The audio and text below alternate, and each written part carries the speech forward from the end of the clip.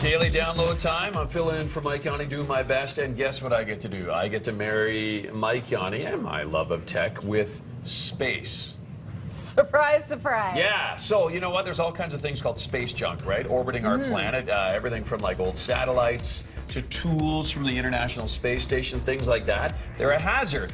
Well, researchers in Switzerland want to clean up orbit around Earth, one piece of space junk at a time. They're using a Pac-Man style of satellite to retrieve pieces of junk, and then when it's full, they kind of burn itself up in the atmosphere and get rid of it. That's cool. Yeah, look at, see, they kind of gobble up, you know, whatever it is they're looking to gobble up. They trap it in there, and yeah, away you go. A launch date, by the way, is planned for sometime in 2018, and if it's successful and cheap enough, of course, they'll do that to get rid of a bunch of stuff. In Korea, scientists are working on muscle nanowire. You see it? It's a kind of a chainmail type of device. Fits over an injury to your wrist or your elbow or whatever it happens to be, and it heats up, providing relief, right?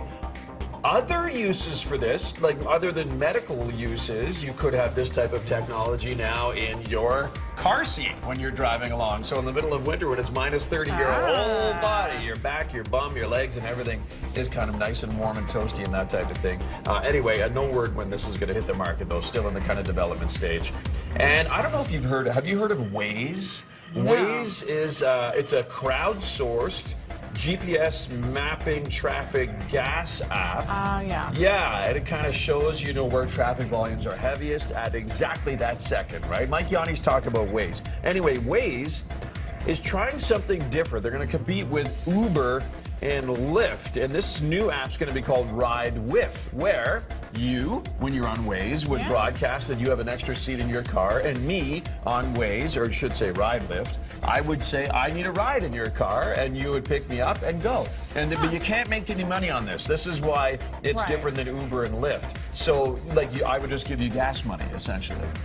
But yeah, it's a crowdsourcing thing, right? Like bringing people together who need to get to downtown or whatever it happens to be. I can see some pros, I can see some cons. Yeah, exactly. No, this is being tested right now specifically in Tel Aviv, in Israel. No word when it's going to come back here to North America. Interesting. And your download is now good.